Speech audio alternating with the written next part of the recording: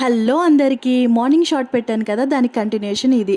రాజమండ్రిలో దిగిన తర్వాత మా అక్క వాళ్ళ ఇంటికి వెళ్ళేసరికి మా అక్క మా పాపకి గోరింతాకు పెడుతుంది. ఎందుకంటే రేపొద్దున ఫంక్షన్ ఉంది కాబట్టి మా పాప 2 చేతులకి గోరింతాకు పెడుతుంది, కోన్ పెడుతుంది మా అక్క. ఫంక్షన్ అంటే గ్రాండ్ గా కాదు, ఇంట్లోనే చేస్తున్నాం అనమాట. సో ఫ్యామిలీ మెంబర్స్ కి మాత్రమే. వంటలు ఏమేమి చేశారు చెప్పేస్తా వచ్చేయండి. పులిహార చేశారు, చింతపండు పులిహార నా ఫేవరెట్. అలాగే అల్లం చట్నీ చేశారు, అలాగే వెజ్ పులావ్ చేశారు, పన్నీర్ ములక్కాడ కాజు కర్రీ చేశారు, అలాగే వేడి వేడి సాంబార్ చేశారు, వైట్ రైస్ కూడా చేశారు. అలాగే ముత్తైదులకు ఇవ్వడానికి అట్లు కూడా వేశారనమాట, దోశలు వేశారు. అలాగే పెరుగు చట్నీ చేశారు, కమ్మని పరమాన్నం వండారు, దీంట్లో నెయ్యి వేసుకుని తింటే సూపర్ ఉంటుంది. అలాగే వేడి వేడి బూరెలు చేశారు, బూరెల్లో కూడా నెయ్యి వేసుకుని తింటే చాలా చాలా బాగుంటుంది.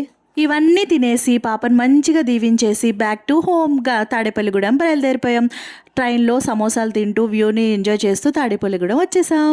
ఈ వీడియో మీకు నచ్చినట్టయితే లైక్ చేయండి, షేర్ చేయండి, సబ్స్క్రైబ్ చేయండి. Do follow for my videos.